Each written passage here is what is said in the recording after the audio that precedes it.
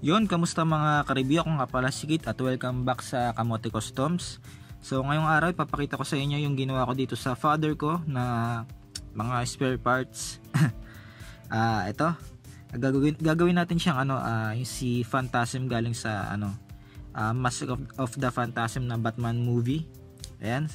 So ito nga pala yung mga ingredients natin. So ito is yung galing sa Dr. Fate ko na body, yung chest piece, tsaka yung paa. Yan. Yung kamay naman galing kay The Flash yan, yung sa Flash movie. Tapos yung ulo niya is galing sa figure na DC Multiverse, yung ginawa kong cyborg, si Murder Machine. Tapos dito sa may mga niya, yung weapon niya sa kamay, galing yan sa weapon ni Peacemaker, yung itak niya. Tapos sa shoulder ng ang sirang Marvel Legends ko, yung sa Hawkeye galing to yun. So any bilog na naman na plastic na medyo sturdy naman, is medyo matigas-tigas, pwede yun gamitin dito. So yun, simulan na natin.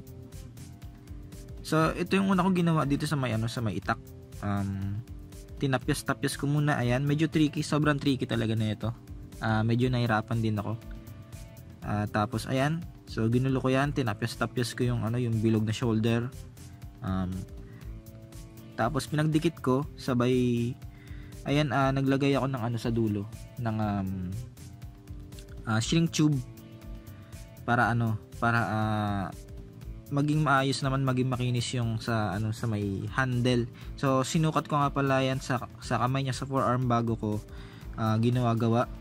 Tapos yung butas, nilagyan ko ng glue stick yan para magkaroon ng laman yung butas yan, kasi hindi pwedeng may butas dahil yung design nung hook ba yan o blade, wala naman talagang butas. Tapos glue stick, ayan, sa may dulo-dulo. Tapos dahil gusto kong maging makinis yan, kasi bago mo pinturan hindi pwedeng ganyan, kahit yung glue stick hindi makinis eh. So ang ginawa ko dyan is nilagyan ko ng super glue, tapos hinayaan ko lang matuyo, sabay tinitingnan ko sa liwanag kung kikinis siya. Tapos kung saan merong parang medyo hindi pantay, iniis-is ko ng liha hanggang sa kuminis siya. Tapos kung meron ka pang nakikitang uka-uka, lalagyan mo lang ulit ng super glue. Tapos tsaka mo is-isin hanggang kuminis, pati yung sa may blade part. Okay? Tapos pipinturahan mo lang ulit ng Tamiya silver. Tapos i-coat mo ng gloss coat. Okay? So yun yung ginawa ko dito. Tapos at syempre kapag nilalagyan mo kasi ng super glue yan, tumitigas din yan. So ngayon medyo sturdy na siya. Okay? So punta naman tayo sa may katawan niya. So sa katawan niya, ang ginawa ko dito is nagtahi na lang ako ng fabric. So ang ginamit kong fabric dito as usual is dry fit fabric. So kukunin niyo yung sukat ng katawan niya. So para sa akin, sakto tong katawan na na ginamit ko, dahil bukod sa father ko to, yung legs niya is mataba. Alam naman natin na babae yung Phantasm, si Andrea yon. So medyo may pagka siya, parang may padding siya para hindi halatang babae siya. So ayan, kung mapapansin nyo, tapos manipis yung sa binti niya, so which is maganda din dahil parang ganun yung design nung sa Mask of the Phantasm. So kung makikita nyo rin yung kamay na ginamit ko dito is sa kay Batman Beyond. Marami ang Batman Beyond na spare hands eh. Tapos yung kabilang kamay, hindi na ako gumamit ng isa pang Batman Beyond na kamay, dahil mostly yung blade lang naman yung ilalagay ko dito. Okay? So ayan, yung sa damit. Tapos pininturahan ko yung kamay niya tsaka yung paa ng gray naman, Tamiya gray, flat gray. Ayan. Tapos after nyo mapinturahan yan, syempre lalagyan nyo na ng coat yan ulit, ng gloss coat. Sa akin hindi gloss coat, actually ginamit ko gloss coat na may halong Tamiya gray. Okay? Unang coat nyo gray, ang pang coat nyo is pinaghalong Tamiya gray at saka gloss coat. Okay? Tapos sa forearm niya tsaka sa legs, yung gagawin nating parang gloves tsaka boots, is shineng tube din na kulay puti. So ganun din yung gagawin yung pagpipintura, gray, tapos ang coat nyo is gray na may halong gloss coat. Okay? Tapos sa mukha naman niya, ito, makikita nyo yung mukha ni Murder Machine. Tinapyas ko yung ulo niya, yung sungay niya, yan, sa coal. Tapos pinakinis ko lang yan, inis ko. Tapos dito sa may sinukat ko lang, kinopya ko yung mukha ni Mask of the Phantasm. Kinuha ko yung yung itsura niya, tapos sinukat-sukat ko. Papel yan, medyo matigas na papel, parang board paper. Yan, tapos puputasan mo lang. Tapos yung sa mata, kulay puti yung mata ni Phantasm, kaya pininturahan ko ng puti. Yan, para matakpan yung yung original color. Tapos kung mapapansin nyo, nilagyan ko ng ng Sharpie marker na kulay black yung buong mukha ni Murder Machine.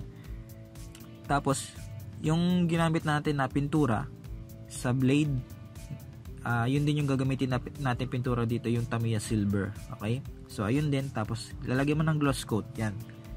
Tapos dito sa may niya, sa may design niya, sa may bibig is pwedeng pwede ka magdikit ng papel na black, or pwede mo rin pinturahan na black. So sa akin mas madali yung nagdikit na lang ako ng black na papel. Okay, tapos pag nilagyan mo naman ng gloss coat yan, is parang magiging one piece na yan, didikit na yan. Okay, or mas maganda kung super glue muna yan, kahit konting super glue lang para tumigas-tigas yung maskara nya. Ayan. Tapos dito sa may ulo, kung mapapansin nyo, yung Phantasm na design is parang straight lang yung sa ulo nya, yung sa may upper part ng mata nya. So naglagay ako ng telang itim dun na merong coat ng black textile pen. So pag textile pen kasi nilagay mo sa tela, hindi siya matatastas. Okay, so yan, naglagay ako ng straight na tela doon. Tapos sa niya naman, sa parang hoodie niya, so ganun din yung technique ko, yung sinasabi ko sa inyo na kapag tela, pinturahan nyo yung tela ng textile paint para kahit gunting-guntingin nyo, hindi siya maghihimulmul. Okay, titingnan nyo lang talaga yung aesthetic ni Phantasm, gagayahin nyo lang. Ayan, so bahala na kayo kung paano nyo gagawin. Sa akin, nag-cut lang ako ng papel, tapos kinuha ko lang talaga yung sukat. So ayan, mapapansin nyo hindi siya perfect. Ayan, so may mga finagling, may mga pagtupi-tupi akong ginawa dito. Tapos ayan, naglagay lang din ako ng patong-patong na tela para pandagdag pandagdag angas lang. Ayan. So sa cape niya naman, tela, tapos yun nga yung gray na tela tsaka black, din pinagdikit ko, sabay nilagay ko na sa likod niya. So sa hoodie, medyo tricky, lang din yan, parang finagling lang din, ko lang, kumuha lang talaga ng tamang sukat kung paano ko gagawin yung hoodie niya. Ayan. Tapos pininturahan ko ng black yung loob ng hood niya para ma-emphasize na yung maskara niya sa gitna. Okay, yung mukha nga rin pala, yung nasa mouthpiece na maskara ni Murder Machine is pininturahan ko din ng silver. So para saktong-sakto na yung aesthetic ni Phantasm na kuha ko. Okay, so ito na nga pala si Phantasm. Tingnan natin articulation niya. Yan. So hindi ko na napicturean yung ibang ginawa ko dito, pero kung makikita nyo, inayos ko yung sa may sa mouthpiece niya. Okay, so yung ulo niya is ganun pa din naman, pa din naman yan, nagagalaw-galaw pa din. Yan. So yung hoodie hindi naman nakaharang yan masyado dahil tela yan. Ayan, nakatakin yung ibang piece ng tela sa loob. Yung kamay niya, pwede pa rin galawin, walang nagbago. Yan, i-forward mo lahat, pwedeng gawin. Tapos itong sa may niya, sa may kamay niya, pwede mo ikot-ikot yung yung kamay, ganun pa din. Ito yung blade niya, yung sinasabi ko sa inyo na sinukat ko talaga. Ayan, kung mapapansin niyo, parang Okay naman siya. Hindi siya perfect pero okay na siya para sa akin. So nakakapag-split pa din. Yan ganyan. So ayan, dahil tela naman tong ginamit natin, wala nang masyadong hindered. Ayan, may double jointed din pa rin yan. Tapos sa paa niya, meron pa din namang ganun pa din yung articulation. Meron pa ding ankle pivot yan, tsaka up and down. Okay? Ito yung pinagbutasan ko nung para malagay siya. So masaya naman ako dito sa custom ko, dagdag roster ni Batman. Okay? So yun lang, maraming salamat sa panonood niyo mga ka-review.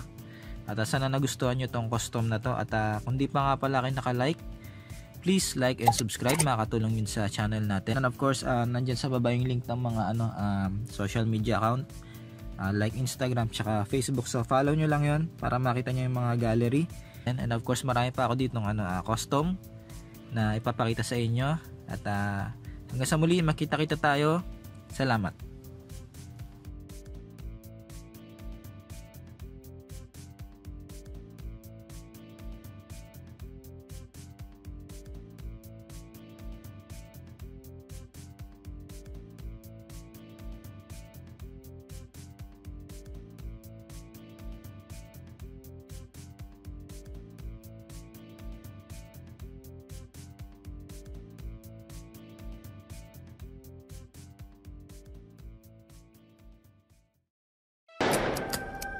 Your angel of death awaits.